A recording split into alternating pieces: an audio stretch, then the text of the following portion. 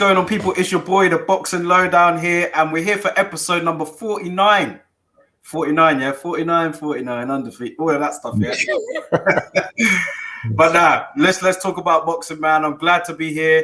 You know, episode number 49, the Boxing Lowdown podcast. I'm here with the main man himself. You know who he is, Mr. Controversial, the main man in the building, my father. Laurie right here from AFTV, man. What's going on? Big up, man. Big up. Shout out to yourself and all the viewers. As you can see here, man, I'm wearing my black armband in recognition of the funeral that took place last week, as far as boxing goes. The Black Week for boxing, so I've got my armband around here. So I'll remove that, man, because this week's another week. So, yeah, that's the black armband. Because last week it's terrible, wasn't it? Wasn't it? The very nadir, as it's been suggested. Horrible week for the sport, man. Horrible week for the sport. It was, wasn't it? It was a real bad week last weekend, man. Yeah. But anyway, man, I mean, it's always good to have you here. Do you know what I mean? We'll make the show interesting as we always do. And listen, guys, you know what the drill is. Like all of you guys in the comments, big up. Everybody that's about to join, big up. Do you know what I mean? Don't forget, hit the like button, share the video, subscribe to the channel if you haven't already. Any questions, anything you want to comment on during this whole show, feel free to just comment and we'll read it out. And yeah, man, let's get it cooking. Big up Harvey in the chat as always, man. Always one of the first ones here. My boy Harvey right here. Francisco, our guy, he's over here as well. He's put good morning, brothers. Break it down. Conrad in the building, my brother, he's put here good evening. So yeah, man, shout out to these three guys, man. They're always here, always repping. Do you know what I'm saying? Yeah, so I have to pick them up, man. Always here. So shout out to all three of them, man, for sure. Thanks for tapping in, man. Thanks for tapping in. Enough respect. Listen, let's get cooking, man. Do you know what I mean? Let's just talk about it. Last weekend, it was just a farcical. I mean, I put a video out, you know, detailing my thoughts on the whole show, the card. Yeah, it's a good video, actually. Yeah, I saw that. Yeah, and it was hard to disagree with anything you said in there. It was a horrible week. Yeah. Where do you want to start, man? I mean, start with the Holyfield thing. Oh, gosh. It was that wasn't just horrible. That was actually sad. As somebody of my age group that grew up watching Holyfield, I remember watching him in the Olympics in '84, I think that would have been now. So it shows you how old I am. But yeah, a young Holyfield smashing his way through the Olympics. That year, actually, he actually fought a friend of mine. You know that? In the Olympics. Holyfield? Called TJ. He used to box in my amateur club. He was boxing for Ghana. And he was the son of Mr. Akai, who ran the gym. And yeah, he fought for Ghana in that Olympics. And Holyfield stopped him. You know what I mean? And Holyfield was, he was just crashing through that division, man. Then he came up in the semi-final. He fought a guy from New Zealand called Kevin Barry. And he would have knocked him out. I think he decked him a split second after the bell, and he got thrown out the tournament, which was a real controversy at the time. Was that Joe Parker's? Yeah, Kevin Barry. He went on to train Joe Parker. Yeah, and a few other guys from down under in New Zealand. Yeah. So Holyfield would have knocked him out because he was out on his feet. But unfortunately, the punch landed a split second, probably on the bell. But they said it was after, and they deemed it was deliberate, even though it wasn't. Kevin Barry couldn't continue, so he got awarded the fight. And I think Holyfield had to settle for a bronze medal. So turned pro, won titles at cruiserweight, heavyweight. You know what I mean? The famous fights with Tyson. Well, it wasn't just Tyson, it was a whole load of fights. George Foreman, Michael Moorer, James Toney. You know what I mean? The list goes on. And Lennox Lewis, great fighter. And to see him last week getting stopped in a round in a fight that, let's face it, he should never been allowed to take part in. I mean, all those people that put together that fight, anyone involved in that fight, man, hang your head in shame. You know what I mean? Because people like Holyfield, he's a warrior, he's a natural fighter. He will want to fight anybody. He will think in his own mind that he can beat anybody. Guys like him need to be protected from themselves. They don't need to be exploited. So when Oscar, who was supposed to fight Vitor Belfort, pulled out with COVID, Holyfield's training in a gym just down the road, and then they go and approach him and say, of course he's going to say yes, isn't it? You know what I mean? Yeah. If Usyk pulled out next week, right there, honestly, if Usyk was to catch, God forbid, some injury or catch COVID, I'm not even being funny now. It's as sad as this. And they said to Holyfield, listen, man, we need someone to save the show. Will you fight AJ? He'd probably say yes. And he'd probably think in his mind that he could beat AJ. That's what you call a warrior mentality. But the problem with a warrior mentality is that there's a thin line between being that warrior and just being somebody that's just delusional. And to me, that is where Holyfield is in his career right now. Well, I say career, but it's not even a career, is it? I mean, this is a man that was, you said it last week on your show quite accurately. You said that, I think it was the New York State Commission, weren't they? They actually took his 17 years ago. Yes. God. I don't want to laugh, because this thing's not even funny. It's sad. If I was given to shedding tears, I might have shed one last week because I watched that and I thought, look at this guy. I mean, we earmarked it, didn't we? We highlighted this in your show last week when I said I'd seen some footage of Evander Holyfield on the pads, and it shocked me just how bad he was. He's got no cognitive function, really. You know what I mean? There was one point where he was hitting the pads, Dara, when he missed the pads. The guy had the pads in front of him, and Holyfield was throwing out these slow. I mean, like sometimes you get these girls, and no disrespect to the women out there, and they're throwing punches at some guy at the gym's got the mitts up, and they're throwing punches, and you see sometimes they miss. That was like Holyfield, except for the girls were faster. Their hands were faster. And then he gave an interview after that training session, and I was shocked at how badly slurred his words were and how, the sentences weren't coming out. He wasn't making sense. And listen, man, anybody that would have seen that would have known that he is not up for fighting anymore. This man needs to be protected from himself. And I don't know why no one in his family's been able to do it, or close friends, or, his close network around him. Surely somebody should have said to him, look, Evander, man, sorry to have to say, bro, but you're not up to this. You should be doing something. If you want to stay in boxing, he's got a son out there that's a fighter. Yeah, yeah. You know what I mean? Train him, or, or be his manager, his promoter, his coach. Be someone on his team that can help him get to that next level. Instead of that, he's out there trying to be a fighter. Sad, man. Let's go to the comments here. Conrad has said, my question is, why is AJ Usyk not being promoted, or promoted less than even Usyk Chisora?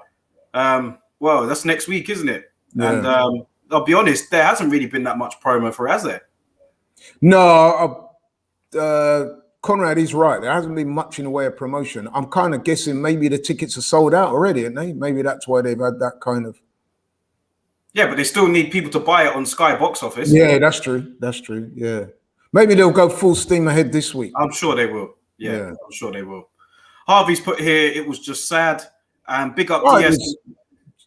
Big up DS in the chat. He's put, bless up, gents. Good to have you here, DS, man. My brother, man. Good to have you here. Big up. Yeah, like you said it perfectly there. Holyfield just needs protecting from himself. And shame on everybody, man, who was involved in this. They tried to have this event in Vegas. Vegas said no. Then they moved it to somewhere where they'd host it. And then Florida, of all places, said that, yeah, they'd host it. And that's how this show was saved. I mean, it was just, yeah, I mean, Jim Lampley didn't commentate on it. Fair play to him for taking down, going down that route.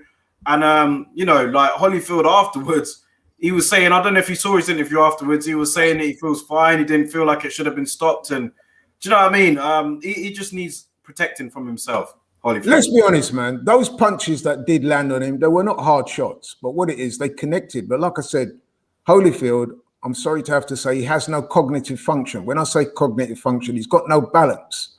So as soon as he goes off balance, he goes down. You know what I mean? And because he's got no balance, then effectively he's got no punch resistance. So he probably wasn't badly hurt. He didn't look badly hurt at all, did he? He just kept dropping to the floor. You know what I mean? And that's what happens when these guys get older and they've been hit around the head a lot and their cognitive function goes. Things like balance are the first things to be affected. Speech, balance, equilibrium, stuff like that. And you could see he had none of that. He's not competent to be fighting. I don't care if it's a professional ring or Triller show, white collar, whatever it is, he should not be in a ring getting hit in the head any more than he already has been. You know what I mean? And like I said, everybody involved needs to hang their head in shame. And like I said, it was a black night for boxing, that was. And that weren't even it. Do you know what I mean? On the undercard, you got David Haye. What should I even say? Fighting his friend? That was just some. Do you know what I mean? Like, I didn't even watch that, you know. I refused to watch it. I didn't watch it. I just saw I heard of it, the highlights. Yeah, I heard of it. I didn't even see the highlights. All I saw was David Haye. He was carrying his mate. Do you know what I mean? He was carrying his mate, and like, you know what I mean? It was a money grab, straight up money grab. Everyone knew that. Like, all this talk about before you're gonna do this to him, it was just all. We all knew that anyway. Do you know what I mean? And think about it. I've said it before. With Floyd, he says up front, "I'm robbing the bank." Doesn't it? Floyd will say, "Yeah, I'm a bank robber. I'm robbing the bank. This fight, I'm going to get paid X amount of money, and you lot will pay for it and watch me, and then you'll complain after." So Floyd pretty much tells you what's going to happen. With David Haye, he tried to spin this yarn. What was it? Me and Fournier. Yeah, we were eating dinner. And then, you know, like, he said he could beat me. Listen, man, we have these debates in the office amongst the guys here. They say, "Laurie used to be a boxer." I say, "Yeah, amateur, nothing special, but, you know, I can hold my own." "Well, do you reckon you could still do it now, yeah?" I say, "Well, I can hit the bag and walk around." You know what I mean? "Yeah, well, you know what? I mean, you should," you know what I mean? Supposing I said, "You know what? I'm going to organize a fight with somebody from the office and blah, blah, blah." It's just farcical, man. And then, if that wasn't bad enough, after that, you got David Haye calling out Tyson Fury. What's your thoughts on that? Nah, it's ridiculous, isn't it? I mean, listen, man, I'm struggling to come up with the right words there because I don't want to disrespect David Haye. He's a guy I actually like, a guy I've met. I've enjoyed watching in the past. And I don't want to diss him, man. Not just because I might run into him again one day, but seriously. This talk of Tyson Fury, I thought it was a wind-up. I thought it was just because sometimes David can do that. He can be quite sarcastic, and you know what I mean. In his interview, he was being real, mate. I thought he was winding everyone up. Come to find out, he's actually serious. He's saying, "Yep, I think I can win that fight." They're ducking me. I'm like, "Oh, come on, bro." I think David Haye's. Maybe he's had one too much to the head as well. To be talking, I think Haye's loving this whole Triller thing. I think he's all over it. Do you know what I mean? Like, he got good money for basically having a sparring session with his mate, and you know, he wants to ruffle a bit of feathers. And like, as DS is saying here, don't be surprised if Fury would take that. Like, I wouldn't be surprised if he took that fight. Big up Ian Hamilton, man. He's put here, "Evening, guys. Once again, let's get this going." You know it, bro. Good to have you here, Ian. Thanks for joining, man. Conrad has said here, "It was disgusting. I always looked up to Holyfield as a boxer. Was like seeing your dad or uncle getting embarrassed by idiots. I better stop and keep this chat clean out of respect for you guys." I feel your pain, bro. I feel your pain. It was a disaster. With a lot of what goes on in boxing at the moment, we actually feel anger, don't we?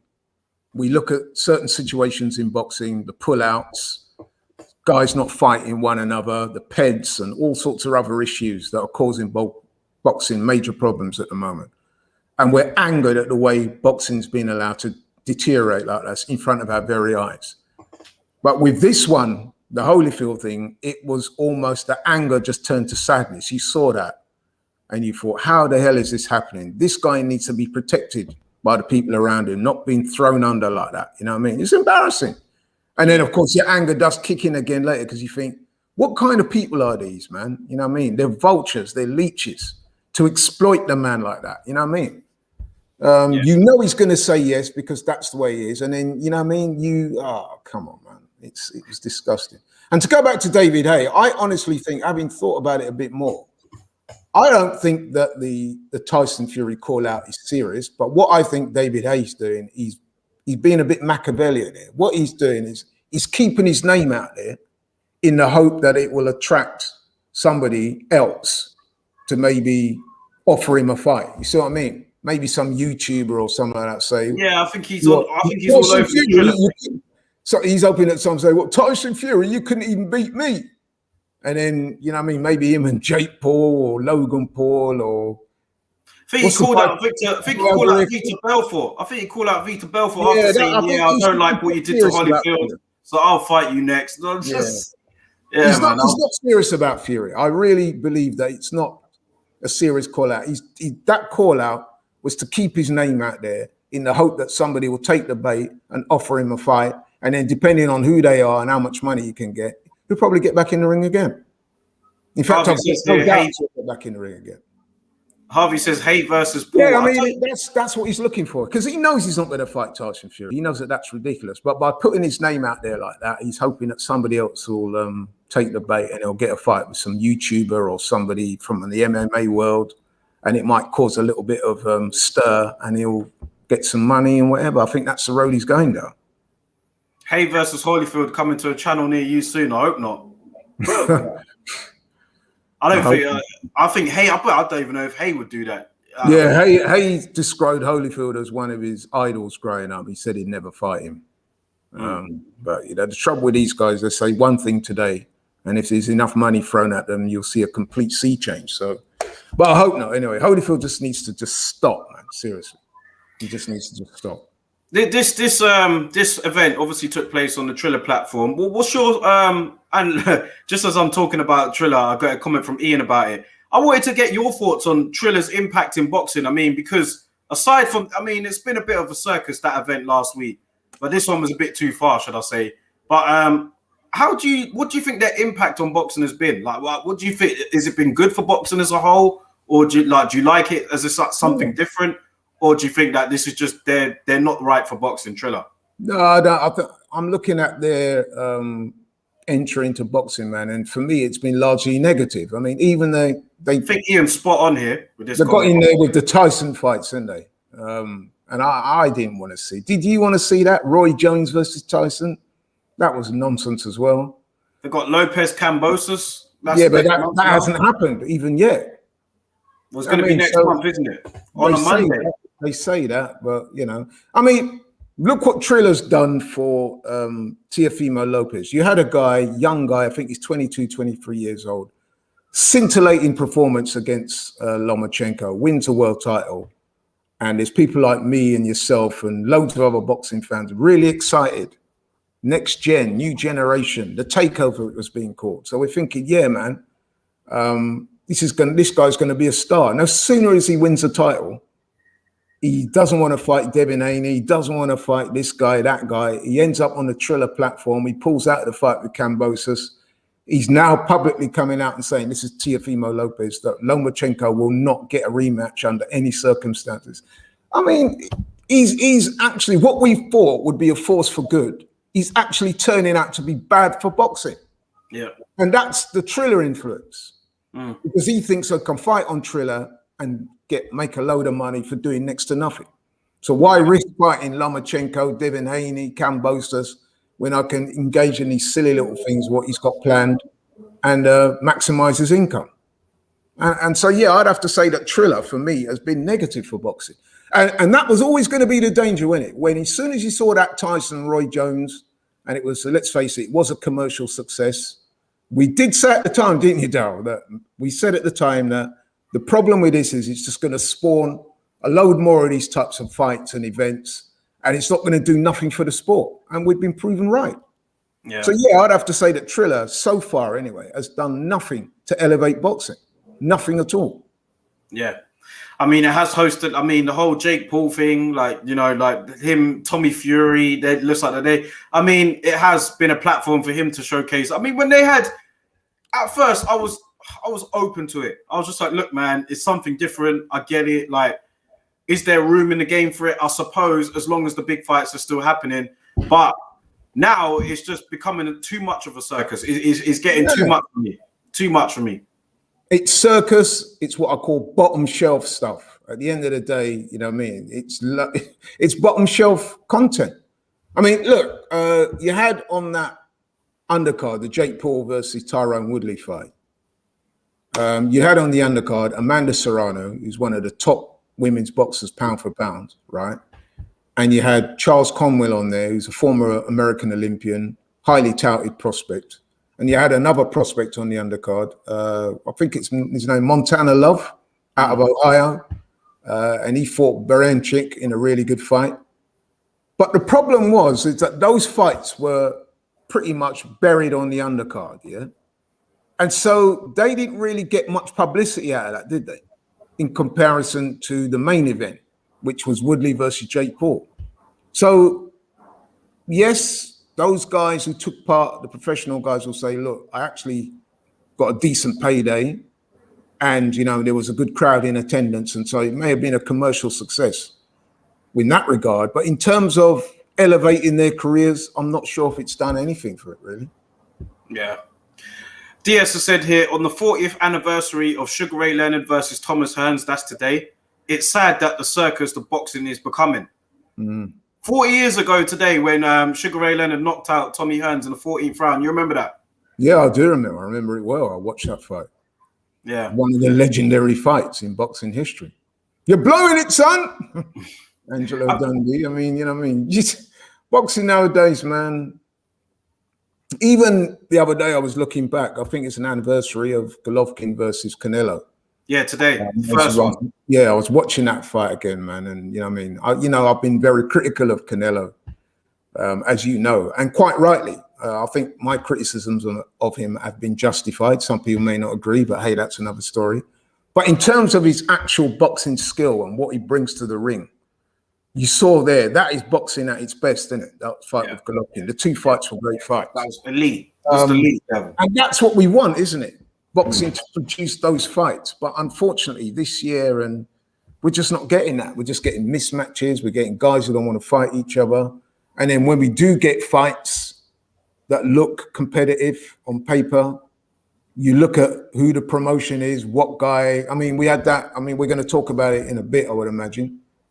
We saw a classic example of boxing politics last week with a fight with Robson Conceicao and Oscar Valdez.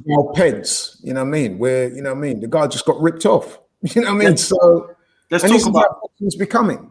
Let's talk about that. Oscar Valdez. I purposely chose not to watch that. Do you know what I mean? I just thought, I don't want to even report on this, man. I didn't even upload it on my socials or nothing, the result. But obviously I was on Twitter and everything else. I gauged the reaction from everybody. And it appeared to me that Conceicao started well. Valdez came on in the end. But the majority of people, from what I saw that Conceicao did enough to win it. Was that because, you know, people were still angry with the whole Valdez thing? Or do you think Valdez was a legitimate winner? Did Conceicao really tire down the stretch and Valdez picked up? Or did he still do enough to win, in your opinion? Well, I mean, before that fight, you remember when we spoke about it last week, I said that I will not watch that fight unless Conceicao wins because I was doing my best to boycott the fight. So I said I'd only watch it back if he wins because, you know, I thought that whole circumstance allowing Oscar Valdez to not have his titles taken away from him, which what should have happened, but for the fight to actually go ahead was farcical. And you even had boxing being condemned by other sports. They were saying, I can't understand what's going on in boxing. Surely if a guy's failed a drugs test, how the hell has he been allowed to compete? Let me jump in there. Let me jump in there because I think you need to give a bit of credit to the Ring magazine, who pulled Oscar Valdez from the rankings for the failed test of fentanyl. They've actually taken him out. Oh, did they? It was announced today. Yeah, they've took him out. He was previously at number 1 at Super Feather. They've taken him out the rankings. So, you know, that's it's funny. I should say that because I saw a comment from Doug Fisher on Twitter the other day where he's saying that he thought Oscar Valdez deserved enough to win the fight. So, listen, I can't take the Ring magazine seriously anymore. Anyway, we said that before in the show.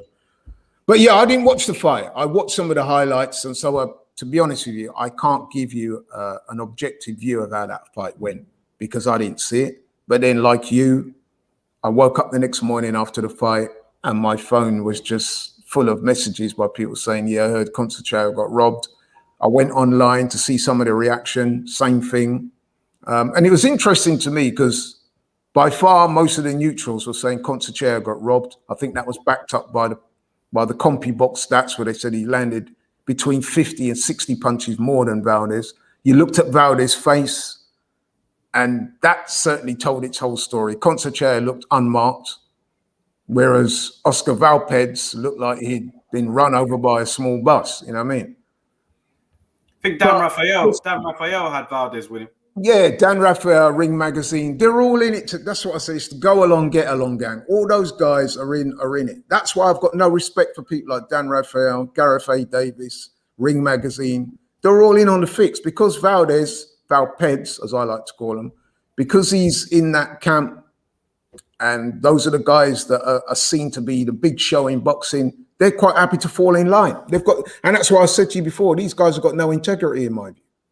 So now they're taking him out now, but yet still last week, Doug officials are claiming him on his performance and saying, yeah, I thought he won the fight. So can't take those guys seriously, man. Why didn't they boycott the fight? If they're going to take him out their rankings, why didn't they do the proper thing? Why didn't boxing sort of make a stance on this and say, we're not going to cover the fight? You know what I mean? Little things like that can make a difference. I mean, for example, I saw, because of the stench that came out after the fight, one of the judges, I don't know how sincere this was, but he came out and apologized, didn't he? Now, some people are saying that apology lacks sincerity. I think it looks sincere to me. Huh? It looked pretty sincere to me. Well, he started blaming people being in his way and stuff like that, didn't it? So that, I don't know, man. I mean, if you're gonna own up to your mistake, own up to your mistake. Stop blaming other people, saying that people was in front of him and he couldn't see. Just say that I effed up. But anyway, so I think because of the universal condemnation, and this judge turned in the most egregious scorecard, a 117, 110. I mean, come on, bro. How did that happen? Yeah. You know what I mean? I mean, but the disappointing thing about this as well, Darryl, is that we knew this was going to happen. Everybody said if that fight goes to points, Valdez is going to win. So basically, all the so-called conspiracy theorists like myself, people like Doug Fisher and Gareth A. Davis like to call us boxing conspiracy theory, we were right. So our paranoia is proven, isn't it? Yeah? We all said that there is no way Robson Conceicao is going to get a decision in that fight. And so it turned out. He didn't even get a draw. Conrad said if I give Valdez absolute least. Conrad said if I give Valdez all the close rounds, I could see a draw, but he won by like 6 rounds on the card. Yeah, that was a judge that apologized. Yeah. Harvey says here, Dan Raphael thought that Manny Pacquiao beat Ugas as well. That's what I'm saying. The go along, get along gang. And like I said to you before, these guys have got no integrity, none. I don't respect these guys. You know what I mean? I don't, because they're too ensconced in the politics of boxing for me to give them any respect. Yeah. Stefan said the judge apologized, but then he said he still had Valdez winning when he watched it on TV. It would have been better if he never said anything. That's what I'm saying. The apology was not sincere. He probably just said it because somebody in the WBC said, listen, we're catching a bit of flack. If you come out and issue a statement, you know what I mean, and we can, you know what I mean, use that as some kind of public relations, you know what I mean, kind of thing where they say, oh, well, actually, we've acknowledged that, you know what I mean, we've made a couple of mistakes, but we're looking at it, you know, the guys have owned up to it and it's bullshit, man. That scorecard was filled out before the fight, metaphorically speaking. All those guys, they're always going to vote for Valdez. Listen, I'm not even capping. You see, I'm not laughing. I'm being serious. Oscar Valdez, that fight was determined before those two guys even took the ring. The only way that would have went wrong, right down, is if Robson Conceicao had stopped him. Yeah, but on close examination of Conceicao's record, he's a brilliant amateur, and he's a very good pro, but he's not a puncher. And Oscar Valdez is let's face it, he's a top-level fighter. So the chances of him knocking Valdez out was very remote. And the same thing's going to happen when Canelo fights Caleb Plant. You know what I mean? Same thing. Yeah. If Caleb Plant goes the distance, he's got no chance of winning that fight. I have to agree. What kind of sport is this, man? Where we can say that, and we know it's going to happen. We know. And the thing that Caleb Plant is a very capable fighter. He's a very good boxer, very talented. But again, he's not a puncher. That's one of the reasons why Canelo went after him. Because Canelo knows if that fight goes the distance, there's no way I'm losing my titles. Yeah. State of the game, man. I mean, we did get some positive news this week. There was a lot of fight announcements that were made. Let's start off with the big one for me anyway. Crawford and Sean Porter announced. November the 20th, Las Vegas, Mandalay Bay. Finally, we got Crawford in a fight. Looking forward to this one, man. And listen, Sean Porter, love him or hate him, you know, he's I know he's not your favorite person, but like in terms of what he's in the ring, he don't duck a challenge, does he? Welterweight, he's not won them all, but like Crawford as well, on top of some of the guys that he's already fought, Ugas, Furman, Danny Garcia, Spence, Kell Brook. Can't say Porter ducks a challenge, can you? No, definitely not.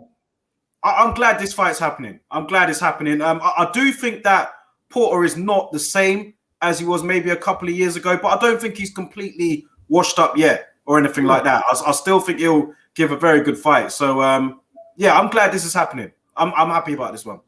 No, listen, man, especially after the week we've had, to hear that announcement gave me some encouragement going forward. It's a great fight.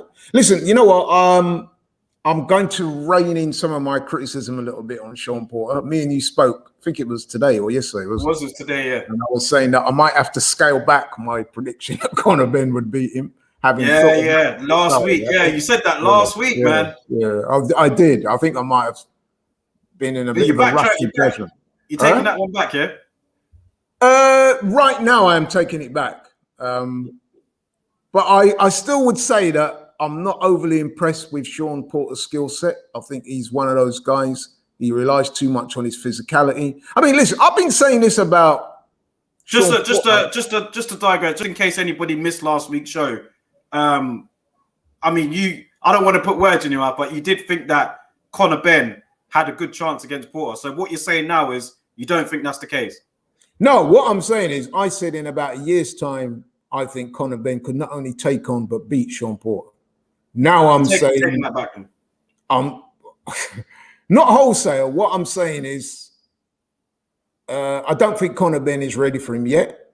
I would have to see how Conor Ben develops over the next year or so. So I'm still not. Listen, I'm not all of a sudden trying to turn Sean Porter into a Sugar Ray Robinson. Because like I said, I'm not overly impressed with his skill set.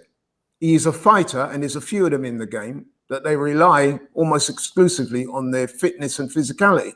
And I'm saying that you can tell when he fights the better guys, he comes up short because of a lack of a game plan, being unable to make adjustments, and just the basic fundamentals like using a jab and stuff like that. He doesn't seem to use.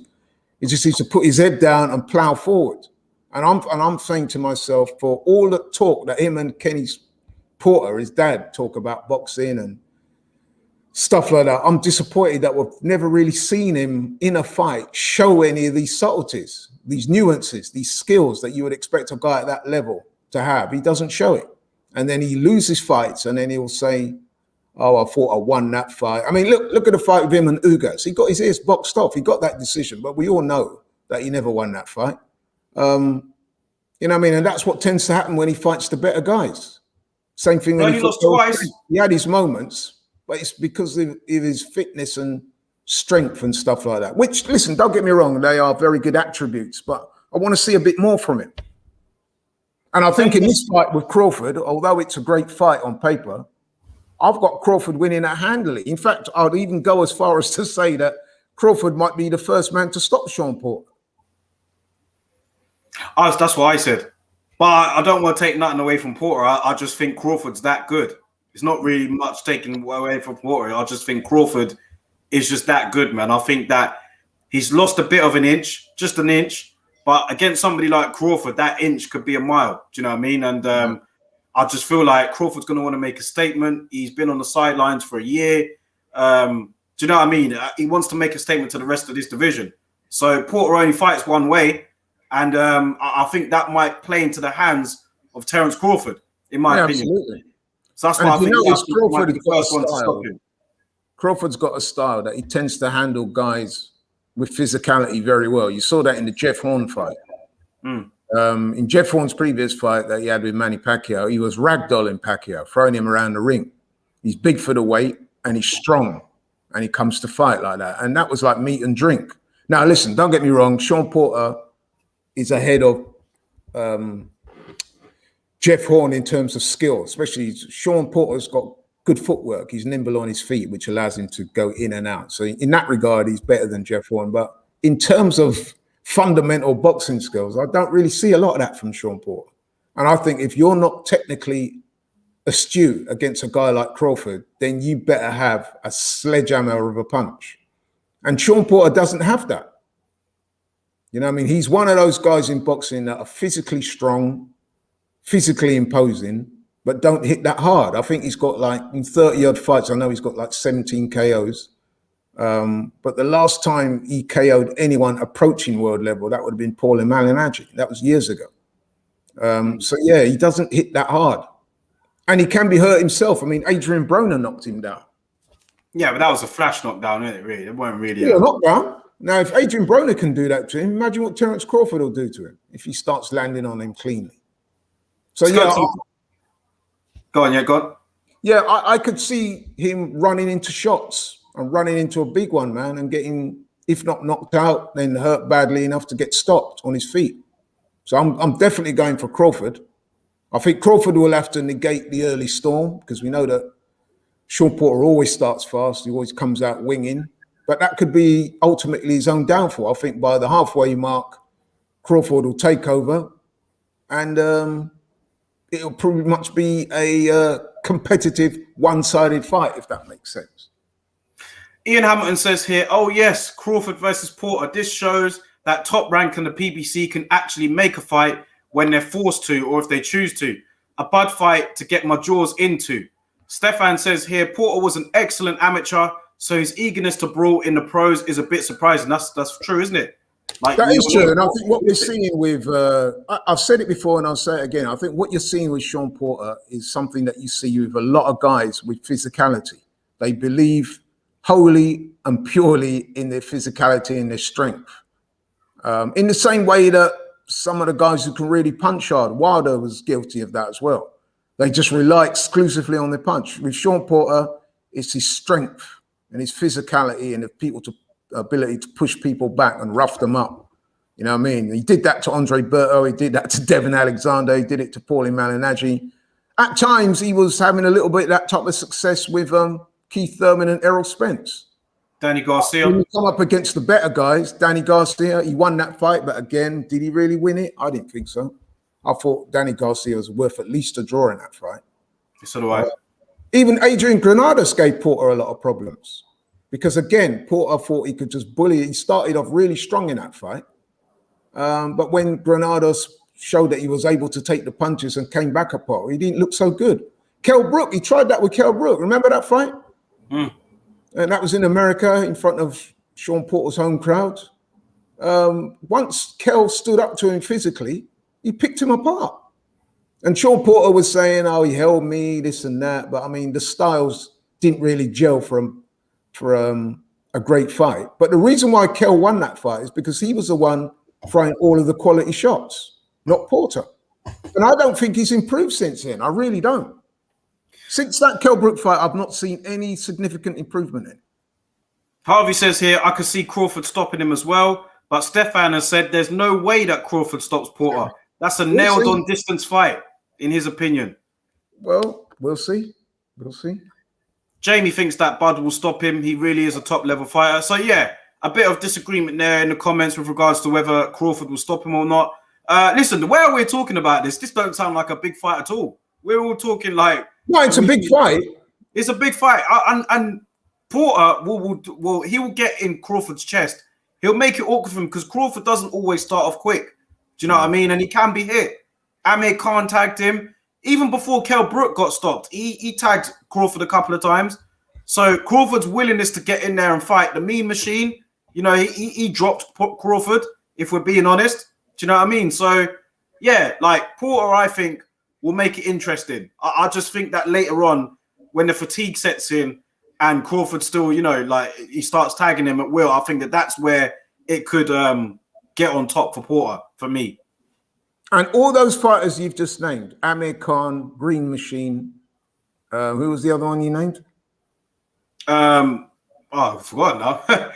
For Sean Porter, who did I met? Like Amir Khan? No, for Crawford. Yeah, Mean Machine, Kell Brook. Yeah, Thurman, Errol Spence. They've all got one thing in common over Sean Porter. Shall I tell you what that is? Power. All of those guys hit harder than Sean Porter. Would you agree with me on that? He can take. What if he takes Bud out of his comfort? And have you ever seen? And have you ever seen to date? I mean, I know every fight is different. Have you ever seen, apart from the time when he got supposedly dropped by Green Machine, but have you ever seen? Let's just cut to the chase. Have you ever seen Terence Crawford in trouble in any fight? I mean, the Gamboa fight, there was a bit of a brawl. It wasn't really trouble, though, was it? I mean, he was buzzed briefly against Gamboa, and he was buzzed against Mean Machine. Mean Machine. But have you seen him in any serious trouble? And No, I have to say, he looks physically very strong. Crawford does. He's grown into the weight very effectively. Because if you remember, when he was at lightweight and light welter, he was struggling to make the weight. You know what I mean? Terence Crawford is a truly great fighter, man. He came over here and he beat a prime Ricky Burns in front of Ricky Burns' home crowd. Took the title off him with ease. Went up to light welterweight, unified the division, cleaned out the division, moved up again in welterweight. All this time, you know what I mean? 37 fights, he's unbeaten. Yeah. 28 of those by KO. All his welterweight defenses so far have ended in KO. So he's got a perfect record. For me, he's my pound for pound #1 fighter in the world. And I expect him to do a job on Porter. Like I said, I expect it to be very competitive, especially early. But as the fight progresses and Crawford, you know what I mean, makes those adjustments, as I'm sure he will, I think, this is my opinion, that as the fight develops, it will start to become a competitive, one-sided fight. By that, I mean, Porter will still be in there pitching because, you know, he's got a lot of heart, very tough, very physical, all the rest of it. But I think that he will get tagged so cleanly, so often, that at some point, man, I reckon he'll probably force the stoppage. Now, will I be right? I've been wrong plenty of times in the past, but let's face it, man, it's a fight that we're all looking forward to. Diaz said here, Crawford hits deceptively hard. He could stop Porter. Stefan has said, I'm looking forward to it. It's a much-needed high-profile fight for Crawford, a real platform for him to show how great he is, and I think he will. Mr. KWX Ben has said here, Porter always performs, so it's a fight. So, yeah, let's see, man. I'm looking forward to it. I'm looking forward to it, man. That was the big announcement of the week for me. There were a lot of other announcements as well, even 2 announcements before we went on live today. So I want to get your reaction to those as well.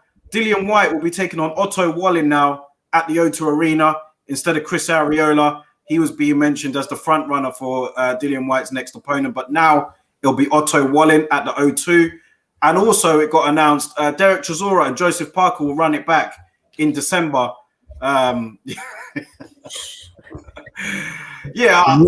Really? Oh, God. I know I'm not bothered about that rematch at all.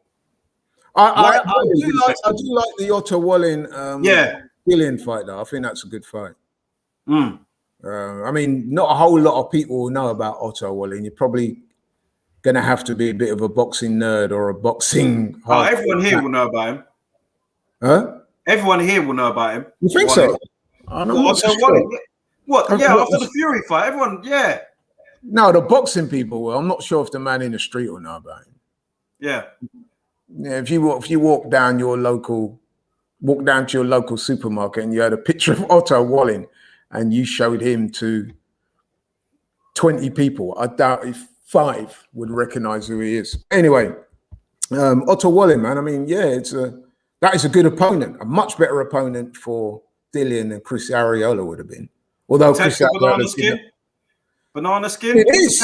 Absolutely it is. Yeah. Because Dillian, you know what I mean? Dillian can be outboxed and Otto-Wallin is a good pure boxer.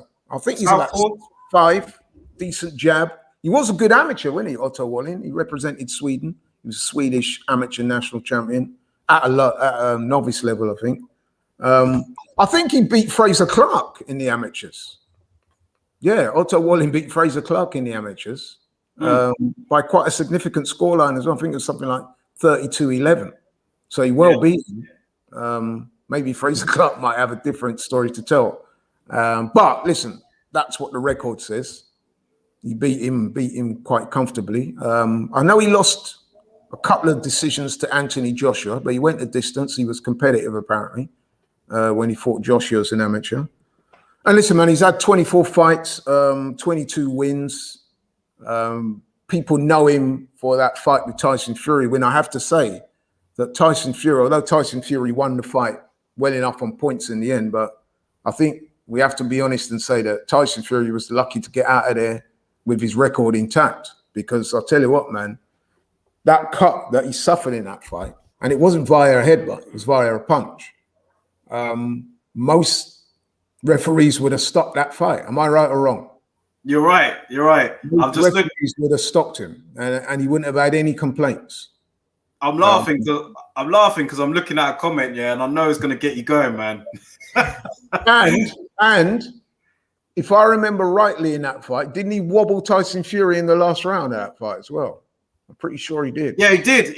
Yeah, he did. But listen, he's no mug. He's no mug. And I have to say, I was pretty impressed with him in his last fight. He fought Dominic Brazil, who's a previous world title contender. Fought AJ, fought Wilder. Didn't beat them, but he'd attained that level. And Wallin boxed his ears off. Innit? I remember watching that fight, and I was saying to myself after that fight, maybe Dominic Brazil needs to retire, because I watched that fight with him and Wallin, and I thought Dominic Brazil does not have a future at the top level in heavyweight boxing anymore, because he was comprehensively outboxed by Wallin. He's lucky Otto Wallin didn't have a dig on him, because he would have got knocked out again, I think. And I think if Otto Wallin can come and stick to a game plan and stay away from Dillian's left hook, he's got a good chance, because Dillian himself can be outboxed. We all know that. And Dillian does seemingly have a stamina issue, doesn't he? And Otto Wallin, I remember talking to you about this last week, about guys who most of their fights tend to go the distance, but in a way that gives them a slight advantage because they're not expecting a knockout, so that they're good at going championship levels in terms of distance. So I think this is a very good fight for Dillian. What do you think about this here, man? I don't know if Stefan's trolling or not, but if Parker really did say this, man, I don't know. But oh man, listen, you see that quote there? You see that quote there? Parker has promised to bring the action. You know how many years I've been hearing this guy say this, and he's not done it once. Yeah, man. So I mean, what's your thoughts on that fight? I thought Derek well beat him in that last fight. What, well beat him? You think he well beat? Well, okay, maybe not well beat him, but a couple of rounds though. I thought Derek got robbed, and it was disappointing for Derek because he was on his own ground, wasn't he, in his own country. And Joseph Parker comes over here from New Zealand, and he's able to get a decision like that over him in Derek's own country, which must have been very disappointing for Derek. I actually felt pretty sorry for Derek after that fight. He looked dejected, didn't he? Yeah. But he's got the rematch, and I hope he wins, man. I hope Del Boy wins. As you guys know, I'm not a big fan of Joseph Parker. I think he flatters to deceive, and I've just never been a fan of his. He just doesn't do it for me, Joseph Parker. I'm not really bothered about this rematch. You're gonna have to have a good undercard for me, because you know what? Another thing is, it's probably going to be on pay-per-view. Do you know what I mean? It'll probably be on pay-per-view. Yeah. It's on DAZN, but I think that DAZN, they'll still charge pay-per-view fights as well. Do you know what I mean? So, well, what I do know is that with this latest package of fights, the subscription's gone up, because I subscribe to DAZN, and when I subscribed to them, I think the fee I was paying was $1.99 a month, and I was thinking, yeah, man, I got a great deal there. You know what I mean? Now I got an email from them the other day; they're upping it to $7.99 or something. Yeah, it was all. I don't think Eddie Hearn kept that a secret. To be fair, I think he always said it was going to go up. So, listen, man, £8's not the worst, is it? I mean, like, it just depends on the schedule. So, as long as they don't try and put all these other things on pay-per-view on top of the subscription, then I'll take it. Do you know what I mean? But The thing is, I can see it going up next year to £12, then to £15. So I think we know how this is going to end. But yeah, to go back to that fight, man, like you, I'm not excited about that fight. I do hope that if they do fight, that Derek gets the win and puts that straight. I mean, obviously, he would have to perform on the night. I don't want him to get a win just for the sake of it. But he was robbed in that last fight, I think. Ian Hamilton says here, Whyte versus Wallin is much better than what it seemed it was going to be. Praise be to Dillian for once again taking the test. His fight CV will be stacked. Stefan says here, Wallin is very good. I think Whyte might need a KO to win that as long as there is fair judging. I think Whyte is going to have to rough up Otto Wallin, man. I think he's going to have to approach it like the Parker fight for me. And just look to rough him up. Because Wallin can box very well on the back foot. He was doing it against Brazil. But I don't know if he's got the power to keep Whyte off him. Do you know what I mean? So that's why I think Whyte can really go in there and just really try and maul his way to a win. Because we've seen Whyte do that before. But I think it'd be difficult at times, though, with the style of Wallin. I think it will be. He's no mug. I think with Wallin, it's does he have enough to keep Dillian off him? Because he's definitely not a puncher. Although, like I said, he did hurt and wobble Fury in that 12th round. And he did cause that cut over Tyson Fury's eye. So it's obviously he's got some power. I mean, he's 6'5", 16 odd stone. He's bound to be a very powerful man. When you get hit by guys like that, 10-ounce gloves on, man, it's going to hurt. But at that level, does he have enough punching power and physicality to keep Dillian off him? Because you know Dillian's will be bringing it. You know what I mean? We know that. So it's probably going to be a clash of styles, making for a good fight. But don't sleep on Otto Wallin, man. I think this is a real test for Dillian. You know what I mean? He seems to get in these types of fights, doesn't he, against guys that, you know what I mean, have got something left and will come to test him. So he don't seem to get any world title shots. Just seems to get hard fights. Mr. KWX Benner said here, huge announcement. DAZN have given up on US boxing, saying market too competitive. Anyone remember Eddie Hearn saying he was going to take over boxing in the US? That ain't true, is it? Where's the source for that? Is that true? I don't know. I wouldn't like to say. I doubt it. I mean, that's not how the US market represents a massive market in boxing. So I can't see that. And they've signed up a lot of guys, haven't they? So come back with the source for that, Mr. KWX. Yeah. I think we need to see the source for that. Stefan's put here, Chisora Parker clashes with the Taylor Catterall card. Really frustrating that these networks keep clashing. Yeah, it is. I didn't even realize that until you pointed it out, actually. I think if that clash takes place, I think more people are going to watch the heavy guys. You know what boxing's like. People tend to gravitate towards the heavy guys because they think they're going to see knockdowns and stuff like that. And I think it also has to be said that whilst the Taylor Catterall is what you might call a sort of British derby, England versus Scotland or Scotland versus England in this case, I don't think too many people will be making a case for Catterall to win. It could actually be quite a one-sided fight, to be honest. Yeah, I think it will be, to be fair.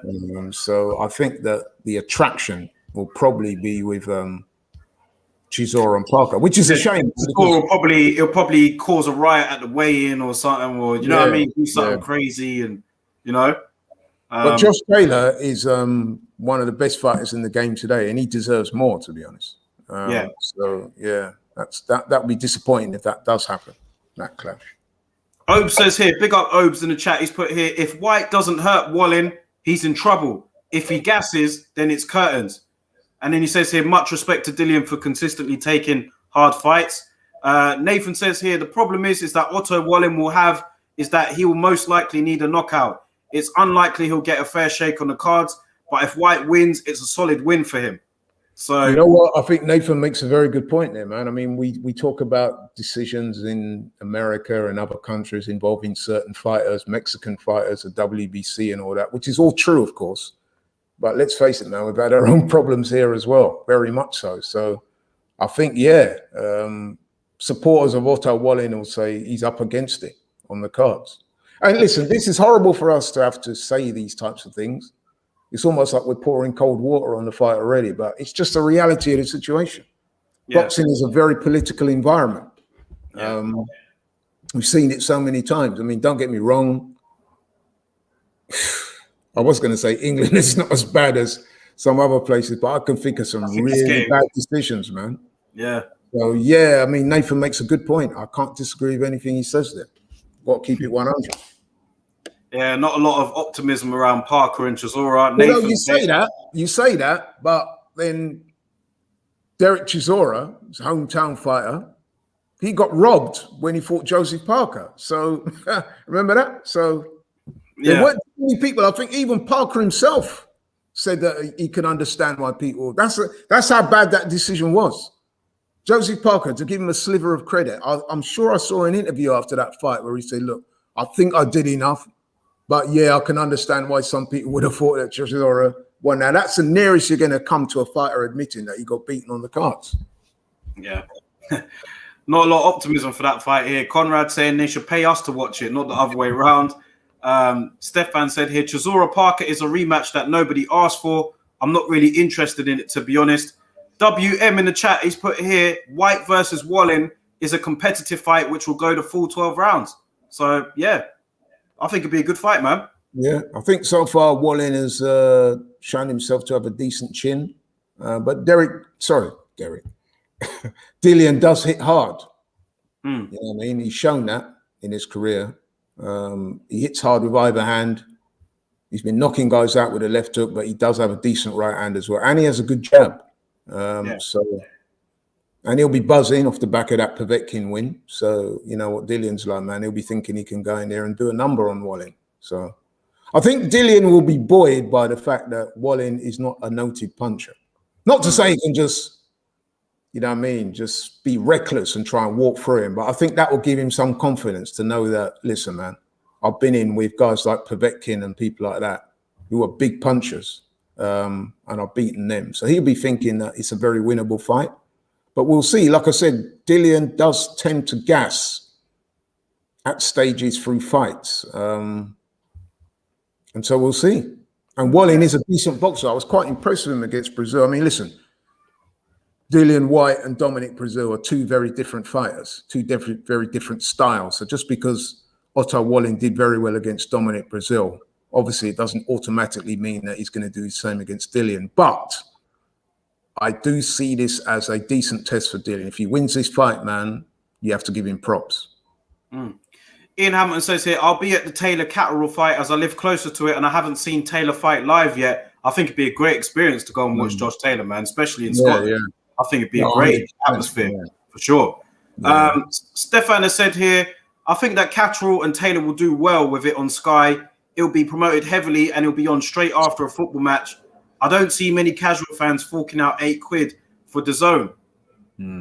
So, yeah, we'll have to see. I think with the Catterall Taylor thing, they'll play up two angles. One is the fact that it's a homecoming fight for somebody who is on the pound-for-pound listings and is a unified champion. And he's got a real buzz about him right now. So that's one selling point. And the second and obvious one is that you got Josh Taylor, who's from Scotland. You've got Jack Catterall, who's from England. So there's a whole England-Scotland thing. And I'm sure if that is promoted right, that will get people's attention as well. And let's face it, man, Josh Taylor is one of those guys. He's a very irksome guy, and it doesn't take a lot to wind him up. All Jack Catterall's got to do is say something slightly off-key. And you'll see Josh Taylor go into his angry man mode. And like I said, it doesn't take much to get him into that frame of mind. So, yeah, man, I think that would be a good fight to watch as well. Catterall's not a bum, you know. He's a good fighter and he's got a decent dig. It's just that I don't think he's at the level of a Josh Taylor. So what I see happening in that fight is that him being competitive for a few rounds, but as soon as Josh Taylor lands a couple of shots and starts to open up, I see it going on only one way. And that's what do you make of Sky's of Sky? I mean, I know that their boxing schedule is starting to come out now, but what do you make of, like, you know, the partnership that they've got? I know we spoke about actually a couple of weeks ago, but since we spoke on that, you know, Wasserman Boxing, they've like started to pick up quite a few people. We found out this week that Josh Kelly has kind of left Matchroom to go to Wasserman Boxing. Got Nathan Gorman crossed the line. He's gone to Wasserman Boxing now. Big up my boy Linus Adofia. He's there on Wasserman Boxing as well. So they're starting to pick up that roster now. They've got quite a few guys on there. Obviously, they've got Eubank Jr. on there. Do you think that Sky, with the platform that Sky has got, that it starting to look a bit better now in terms of like what they've got, what they can produce, the sort of fights they'll make? They've got Savannah Marshall, they've got Clarissa Shields as well on there now. So, like, I don't know. I think that it's looking better for me with regards to Sky and their schedule. It's looking like they are looking to take it seriously. Yeah, the Sauerlands are behind that, isn't it? And they are starting to make a foothold in boxing. And you're hoping that as the project develops, they will get better and bigger fights and more fighters will sign up with them. Because that's typically what happens with a promotional outfit. They will sign up a few guys. Hopefully they'll get a big hitter. And then they'll get other fighters coming along. But listen, man, listen, as I always say, being a boxing nerd, a boxing head, that the more fights we see on TV, the better it is for the sport. So, yeah, I welcome it. Yeah. Harlem Eubank on there as well. Yeah, as Nathan points out. He's shown some good form recently, definitely. So, yeah, he'll be good to watch. Yeah. Well, listen, man, before we close out today, man, I just wanted to touch on a bit more about AJ and Usyk before we go. I know we'll do a full breakdown and preview next week because obviously that will be fight week. But as we get closer, man, I'm looking forward to this, man. And I think that this is the sort of fight that boxing needs right now, AJ and Usyk, man, because it is actually a good fight, man. You know what I mean? It's a meaningful fight. It's a proper fight, yeah. And I think boxing really needs this right now. And I hope Sky really do go into overdrive with the promotion, man, because boxing needs it. Do you know what I mean? I speak to my friends who are not really hardcore boxing fans, and they're just all dissing boxing, man. They just look at it as a joke. And and it is, isn't it? So we need AJ and Usyk, and I think that it's going to kick off, you know, a pretty decent schedule in the next couple of months if the fights go ahead. Fingers crossed. Like you've got Fury and Wilder on October the 9th. You've got Lopez and Kambosos on the 4th. Then you've got, like, you know, throughout the next couple of months. Well, let's see, if they all happen. But if they do happen, we do have a bit of a solid schedule from now until Christmas, hopefully. Yeah. So AJ, listen, credit to AJ and Usyk, the two camps, for getting this done, especially in the light of some of the other stuff that's gone on recently in the heavyweight division. It's a genuinely competitive fight. I'm seeing as the fight gets nearer, you're seeing one or two people come out and saying that they're tipping Usyk for the upset. So that shows that, you know what I mean, it's a genuine fight. I've been on the record as saying I think Joshua will be too big, too strong, too young, too lively for him ultimately. But, you know what I mean, I could see Usyk giving him a lot of problems. Southpaw, good boxer, experienced, good footwork, you know what I mean? So, yeah, man, I think this fight can't miss. I don't think it might not be a rip-roaring sort of fight where the two of them in the ring exchanging wild blows. I mean, you will get moments like that because Usyk is not a runner. He will, you know, I mean, he will stand his ground at times and let his hands go, as we saw when he fought Tony Bellew and one or two other people. But I just think, man, that the momentum is with AJ. I think the fact that the fight's over here, AJ's on a decent run of form. I liked his what he showed me in the Pulev fight. Some people were saying, it wasn't great from him, because I think with AJ, we got used to him going in there and just bowling man over. And then, of course, he got beat by Ruiz. He won the rematch with Ruiz, but he wasn't devastating. And then in the Pulev fight, people said, I should have got him out of there earlier. But I thought that win against Pulev was a very good win. There was a few people tipping Pulev to maybe beat AJ, remember? And he washed him. He washed him, man. Let's be honest. Okay, you could argue that you should have got him out of there a round or so earlier, but there was a couple of rounds earlier in that fight when Pulev technically was knocked out because he got knocked and then he turned his back. So that could have well have been stopped in that round, and it would have been a far more impressive win in terms of the way it finished. But listen, I think AJ's actually becoming a better fighter now. I think he's adding little bits of nuance to his game. He just comes across as somebody who's a bit more rounded nowadays. He seems to be handling the pressure well. Yeah, man, I think he's going to bring it all together, man, and turn out a really good performance. And I'm still tipping AJ to do it, but I'll be honest, man, the closer that I'm getting to it, I'm starting to worry a little bit. I'm starting to think, yo, man, I don't know. That's only natural, you know. You will often get that.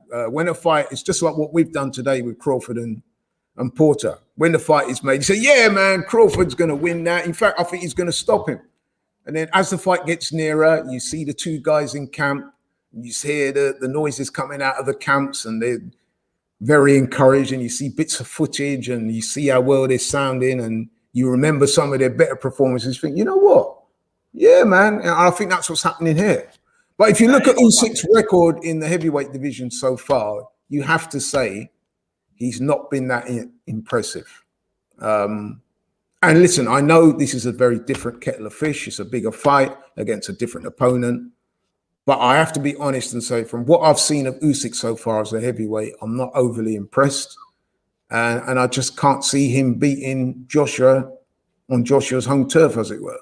So going with AJ. But having said that, it's not going to be a cakewalk. I'll be very surprised if it is. I'm pretty sure it won't be. It's going to be competitive. He's going to lose some rounds. But I just back him overall to come out on top. Harvey says here, majority of people on Twitter are saying Usyk stops him. Wow. Yeah. Like for me, I have to agree. My always opinion on Usyk is obviously he's a fantastic, unbelievable fighter, and just the fact as a heavyweight, it's just a totally different ball game. And so far, he hasn't impressed me, and I can't pick Usyk based on what he's done as a heavyweight because he's going up against a real, he's going up against one of the champs at heavyweight. You know what I mean? And how is he going to react when he takes a real solid shot from AJ? I know he took one from Chisora, but I just think AJ's elite level at heavyweight. What if he rips in one of those uppercuts? But then the closer that I'm getting to it now, I'm just like, yeah, but what about Usyk? Do you know what I mean? What if Usyk starts? What if he lands to the body? He could tag AJ. AJ hasn't got the best chin in the world. Do you know what I mean? So I don't know. I'm still picking AJ, but the closer we get to it, man, I'm just like respecting what Usyk's done. Do you know what I mean? He's a unbelievable. You have to respect him. Olympic gold medalist, unified cruiserweight champion, won the World Boxing Series, had some great fights in there. But the one thing I would say about Usyk that gives encouragement from an Anthony Joshua point of view is that despite all his skills, despite the southpaw style, despite the movement, despite the experience, if you look at Usyk's fight, there is a common theme. He gets hit. You know what I mean? He's not the hardest. Tony Bellew was doing quite well against him until Tony gassed and got knocked out. If you look at the fights with Marius Bradis, and even before that, some of his other fights, the fight with Chisora, even the fight with Chaz Witherspoon, he had a couple of moments there where he landed. And I'm thinking that if AJ lands like that and lands often, I can't really see him losing the fight, man. You know what I mean? And I think that AJ's extra strength and athleticism, I think, maybe not in terms of fleet-footedness around the ring, but, AJ's solid, isn't he? And he's very physically imposing. He looks a lot lighter this time round. Yeah, he's coming lighter, and he seems to be taking his fight very seriously. And for all those reasons, man, I give AJ the edge. Like I said, I expect the fight to be competitive. Yes, Usyk will win rounds, but I just think over the course of the 12 rounds, I think that Anthony Joshua will start coming on strong after about 6-7, and I back him to either get a late stoppage or maybe a knockdown or seriously hurt him and run out a winner on points. Big up Ashley Banjo in the chat here. He's put here, the man number 2 hyped on the brother AJ. Fury will beat down on him. Well, I just want to. Hopefully that fight happens, Ash. Hopefully that fight happens, man. You know what? We Ashley, you could be jumping the gun, because you know what I mean. How do we know that Fury's going to get past Wilder? You know what I mean? I just hope that these fights happen for this autumn and winter, man, because this is what boxing needs after a terrible summer. I think that we need these fights to happen, man. We do. Stefan has said here, Holyfield wants the winner. Like I said to you, Daryl, Holyfield is the type of guy that if, God forbid, one or the other guy, AJ or Usyk pulls out next week, man, Holyfield probably would say, yeah, I'll step in as a late replacement. The Victor Belfort was just an aberration. The referee stopped it too soon. I'm ready to go. He probably thinks he could win. But then, like I said, man, there's a thin line between warrior and delusion.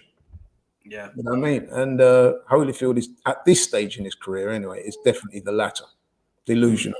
And he needs to be safe from himself. Obes has said here, Usyk gets hit a lot, but he's always moving, so he rides it. That's true. He said here, I just worry if AJ gasses from that movement and then left to the body. He's got a point. What if AJ gasses later on? And Usyk, he's got good. One thing he has shown at heavyweight is he's got good stamina. He'll continue to throw punches towards the end. I haven't seen him really get tired yet. Obviously, he's not been in it. He's not. Yeah. And let's be honest, man, he didn't look that good against Chisora. I have to say that he didn't. No, he didn't. He didn't. Could have been a one-off. Could have been a different style. But listen, what I expect is for AJ to come in there and establish his jab. Probably try and take center ring and work behind the jab. If he does that, then he's controlling the tempo. That means that he's got less. He's less likely to gas out early. Because if you're controlling the pace and you're using your jab, I mean, he's got longer reach than Usyk and all the rest of it. That being said, Usyk being the southpaw, he will provide a problem with that. But then AJ said that he has no problem with southpaws, do a lot of sparring in the gym, etc., etc. So we'll see. Yeah. But listen, man, I think it's going to be a very hard fight for AJ. I think he knows it. I think he's up for it. I like his body language. I like the confidence he's exuding. And I believe in what he's doing, man. And I think he's improved. I've definitely seen signs of improvement, both in terms of his approach to the game, the way he handles the press conferences. He looks a lot more mature now.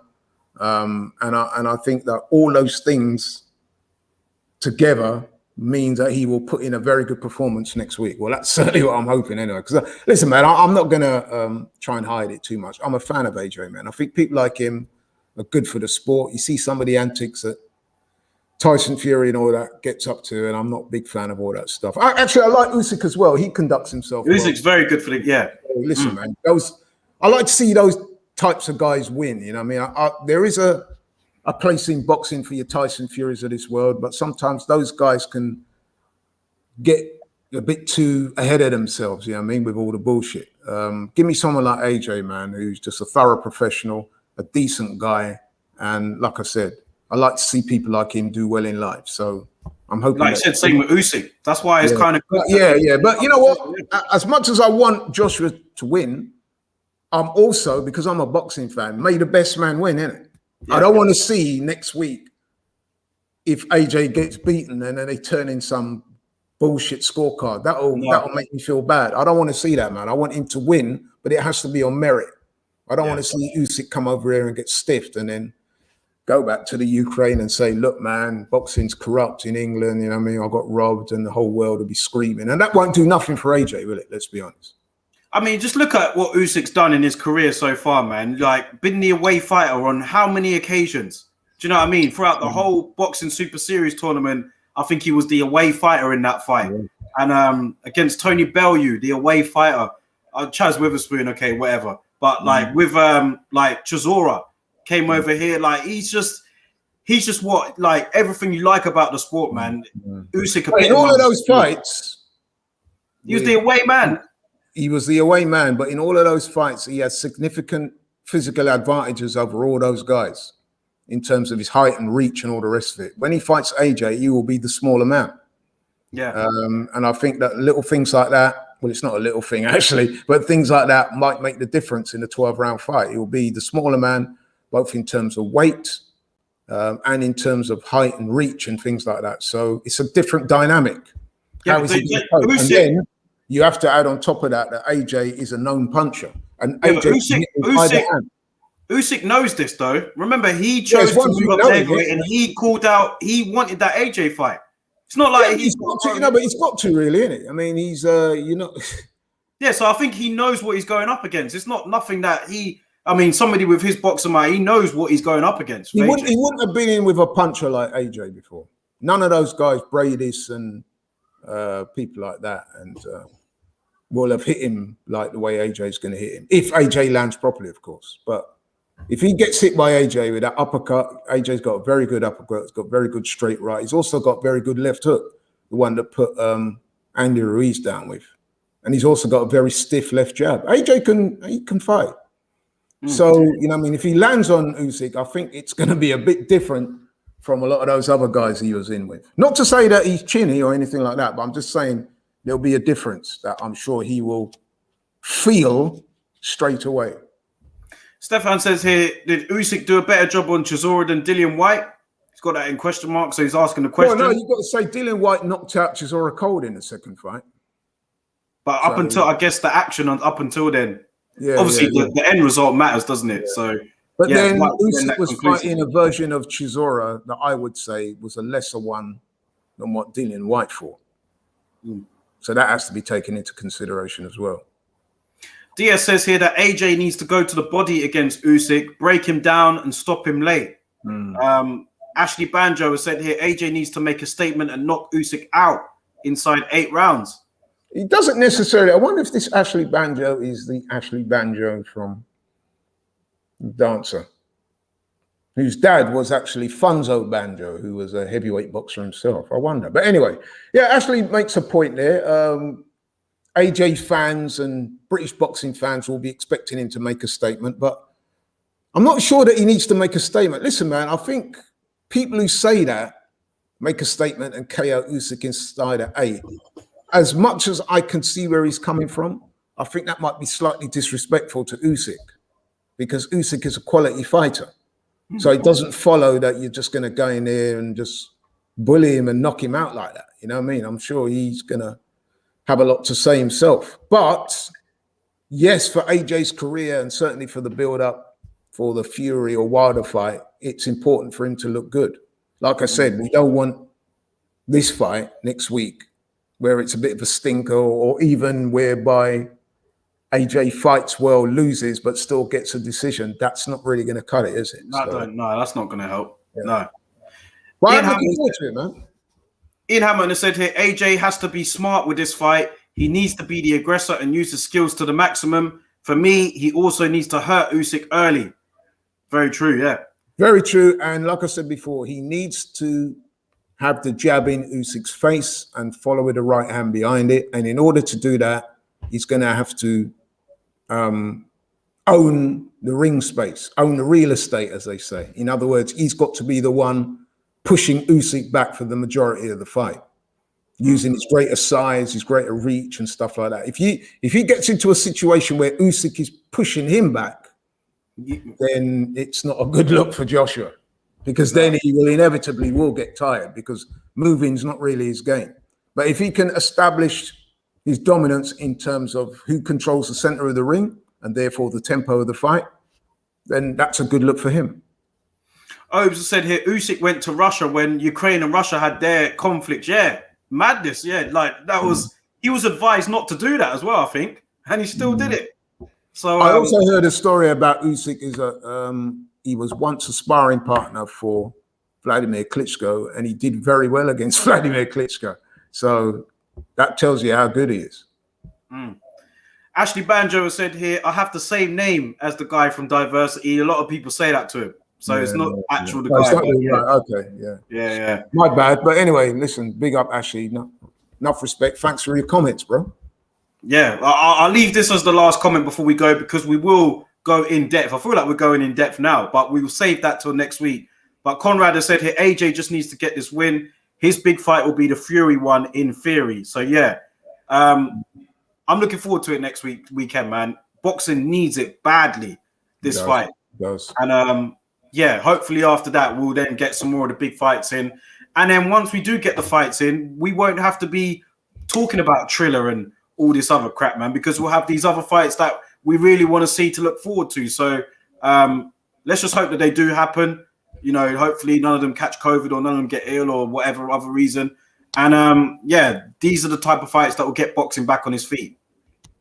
Like you said, man, you were very accurate in your assessment there. Boxing needs fights like this. And the heavyweight division, man, that's what the casual fans love, isn't it? The two big heavy guys going at it. I just hope that the fight lives up to expectation. I think it will. Like I said, I don't think it'll be a rip-roaring, knock them out, drag them out type fight. I think there will be moments there where the two fighters let their hands go and we'll be jumping off our seats, cheering and all the rest of it. But I think it will also be a tactical battle, certainly to start with. And like I said, AJ needs to get behind his jab, control the center of the ring and take it from there. And if he can do that, I like his chances. Well, that's going to wrap it up for today's show, man. Like I said, we'll touch more on that AJ fight and Usyk fight next week. But shout out to everybody in the chat as always. And you know what you got to do on the way out. Hit the like button, share the video, subscribe to the channel if you haven't already. Very good interaction today, man. Always enjoy it. And Laurie, man, I'll let you close out. Yeah, as always, man, thanks for the opportunity to come on here and air my views and express my passion for boxing, which is, as you know, is one of my lifelong passions. So, yeah, man, it's a pleasure to be on and an honor to be on. And listen, man, thank you very much. Thanks for all the people out there watching, tapping in and showing their support. Like, share, subscribe. That's it, man. Guys, we'll catch you next week, man. Have a good weekend, and we'll be back soon.